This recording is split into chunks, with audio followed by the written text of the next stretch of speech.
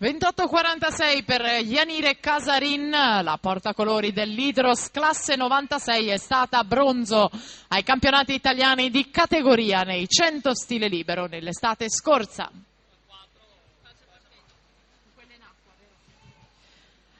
Per la sesta batteria Irene Rocchi, Azzurra Nuoto Prato, in 1, in 2 Martina Scapolan, Polisportiva Noale, in 3 Miriam Pupulin, San Vito, in 4 Alice Conte, Riviera Nuoto, in 5 Silvia Salvalaggio, Veneto Banca Montevellura, in 6 Veronica Ackler, Rarinantes Valsugana. Intanto Janire Casarin 58,97 vince la batteria a 3 centesimi dal tempo dell'Auriglia che rimane al comando.